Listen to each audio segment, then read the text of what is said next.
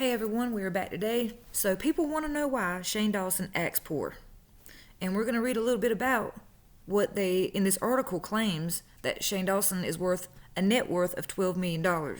Now, this was supposedly before the makeup merge with Jeffree Star, where they say that Shane walked away with $10 million just from makeup profits. So, now Jeffree Star and Shane did make over $35 million. They sold out a lot the first day. They broke the internet. So many people were trying to order. Shane, one of his palettes was like $52. He had a lip gloss for $18. There were people on eBay that were tripling those sales. I mean, it was a big deal. So this article was in 2019, November, says that reports are that Shane Dawson makes over $16,800 a day or $6.2 million a year, alongside YouTube ads of $400 per day or $150,000 a year with the accumulation of all his channels. He had 2 channels. Shane Dawson TV has, at the moment, 8.17 million subscribers. Shane Dawson channel has 22 million subscribers. Well, technically 21. Ryland's channel has 4.3 million, and Ryland's The Sip channel has 165,000. That's a lot of money. Even if Shane stopped, getting ad money today, he still has made a lot of money. But here's what I want to talk about. Shane constantly acts like he's poor. He poor mouths a lot. Poor mouthing is where you act like everybody else has nicer stuff than you. Poor mouthing is where you make your own stuff less valuable compared to other people's, like your home, your car, things like that. Here you can see Shane Dawson's home was a $3 million Spanish-style home in Calabasas. Calabasas is the richest city in the United States. Look it up. Calabasas, California. The richest. And celebrities love it because it's got a lot more privacy than Los Angeles. And beautiful homes. This is the home that Shane Dawson had purchased. That is not no little home. That is not some trailer in the trailer park. That's a big mansion. That's a big, beautiful home. Now, his former home was in the San Fernando Valley. It was estimated at $1.71 million. And that, too, is a beautiful home. Like, I don't care who you are, that's a gorgeous home. I mean, look at this. This one picture right here. You can't tell me that is not a life of luxury. Gated communities. Gorgeous. Then you see Shane do a house tour at Jeffree Star's house, and he's like, oh, he's got 2 gates. You live in a gated community. What do you mean? It's so annoying. Then we watch this. Shane Dawson literally has a mountain in his backyard. A mountain. Okay, this is Ryland's video, our new house tour. Now, this video does not do this house justice. I almost feel like they downplayed it a lot. I feel like they kind of made the house look less valuable. Like they didn't even unpack all their stuff yet. You can tell by when they showed Shane's closet, there was nothing in it but one shirt with a pig on it. That was set up. I know it was. But watch this. This is when they move into their new home. Literally one of my favorite parts of the entire house. Honey, come here. Mountains. Oh, Look at the mountains. There are mountains over here. Beautiful girl. Oh my gosh. This is where we're going to get you some goats, everybody. Look at this mountain. That is the mountain back there. In their backyard. I'm so confused. They just think they're the dog park. Mountain. In their backyard. Fenced in. Mountains. That is not cheap. Okay, this is expensive, extravagant living. I'm so excited. Okay, so this is where we're going to have a farm, but also I want to get an inflatable water slide once in a while. Okay, so just listen to this. Type of person that feels weird about this stuff. But I just want to say, number one, this is not like some crazy whatever house. This is like, it's not, it looks big, but it really isn't that crazy, especially with, I just want to say, it really isn't that big. Okay. Not that big, huh?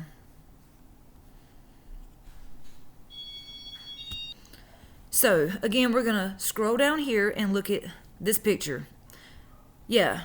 That's not your just average small house. That is a beautiful, beautiful home. And it doesn't even show it all in these pictures. Well, there's a really good picture. I mean, look at this.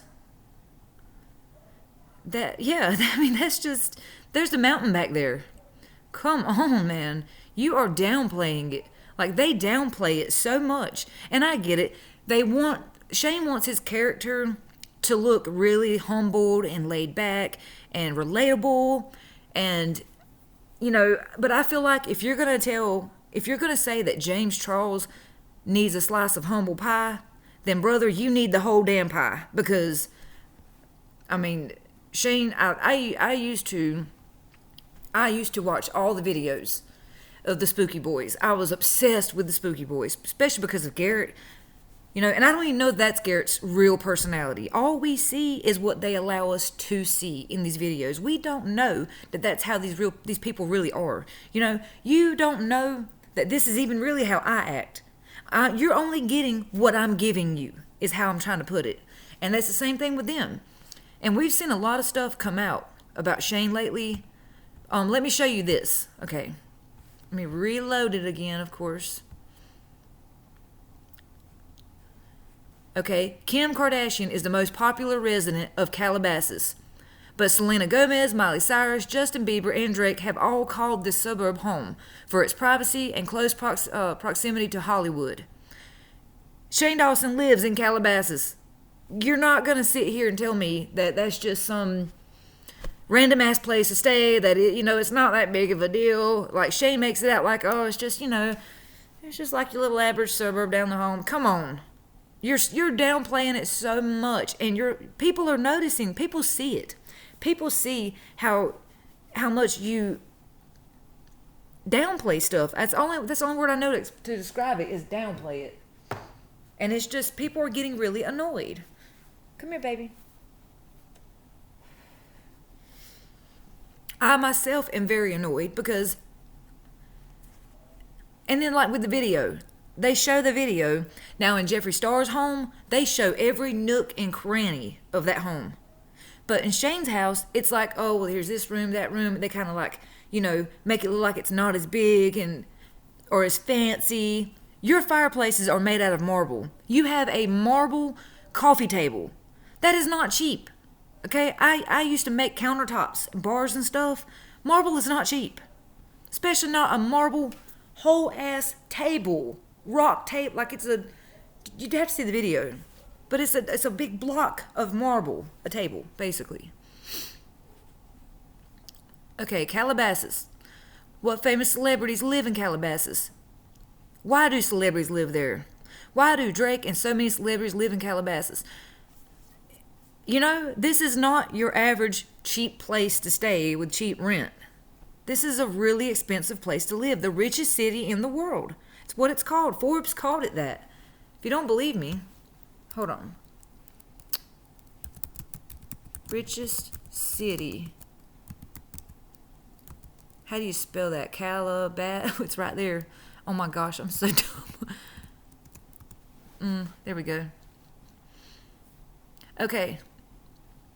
This year, for the first time ever, Calabasas has beat out Beverly Hills for the title of the richest city in the U.S. According to Bloomberg, the community of roughly 24,300 has an average annual income of $194,000, more than double the national average, and surpassed Beverly Hills by a cool 4,000. That says a lot.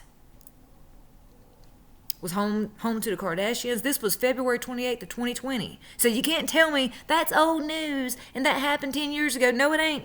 That was February of 2020.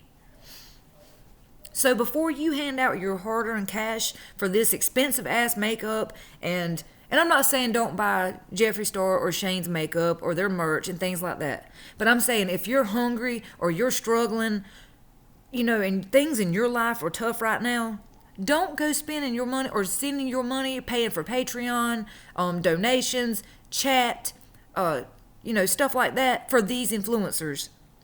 Take care of yourself first, because these people are living good. Especially if they're living in Calabasas, California. They are doing pretty damn good. And I do feel like, Calabasas is now the wealthiest city in America. I do feel like these palettes and this makeup should be cheaper. Yes, I know it takes money to make money. I know it takes money to make, pay for the warehouses and the employees, but they're making money. They've made good profit. There is no reason that one small set of makeup should be $250.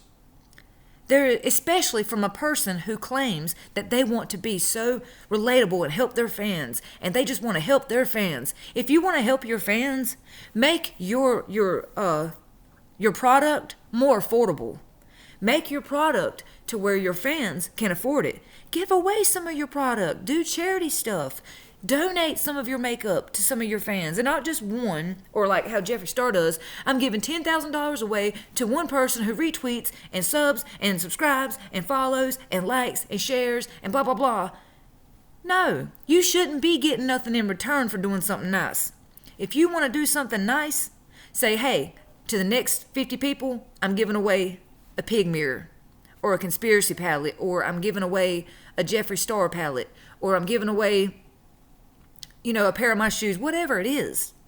You should not have to get a like, a retweet, or a follow in return for doing something nice for your fans. Because let me tell all of you influencers something, okay? Everybody on YouTube, all you celebrities, every one of y'all listen to me. You would not be where you are without your fans. Your fans, your audience, are the ones who pay. Are the ones who watch. They're the ones who subscribe. They're the ones who like, share, follow everything you do. They're the ones who run to the store to buy your stuff. They're the ones who listen to your music. They're the ones who buys your albums, your CDs, your shirts, your makeup. Your fans are the ones who built this platform for you. Yes, you did a lot of the content, but you can make content just like I'm making it all day long. But without a fan base, you're not going to make this money. And some of these influencers, some of these celebrities, these YouTubers, they really need to take a good look at what they're doing and how they're treating people, how they're treating fans, just like Ellen DeGeneres. Ellen DeGeneres has been mean to so many people, especially her staff, her fans. These are the people who built what you have. Yes, you're Ellen, you're the name, you are the product. I get it. You are Ellen, and Ellen even says in that video, that's my name on the wall because I'm Ellen. I own Ellen. You might own the name Ellen. You might own Ellen Productions or the Ellen Show or whatever, but you're not going to make shit without your audience and your fans, your followers. You're not making any money at all because nobody's going to carry you unless you have what? Followers. Unless you have what? Fans and audience. Who wants to see you, who wants to hear your opinion, who wants to wear the same clothes you wear, who wants to wear makeup that you made, who wants to listen to a song that you sang or wrote, or who wants to see a movie that you played in. That's how it works. And I would suggest that these celebrities and influencers start being a little more nice to their fan base. Some of these influencers have gotten these nasty little attitudes that I'm better than you type of stuff. And then we got the influencers who are being caught sexting minors, sending nudes, receiving nudes, which is illegal in most places. Mini Lad, Davi Vanity. We got these, Call Me Carson just got called out. Onision. You have all these different influencers who are abusing the authority.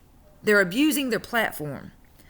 Or they're exploiting it. Like I've said 100 times before, Eugenia Cooney, who actually worked with Shane Dawson in a video, and they further exploit the ED to make money. And then several videos that Eugenia made afterwards, of course, what did we see? Shane Dawson's little mirror, piggy mirror sitting in the back.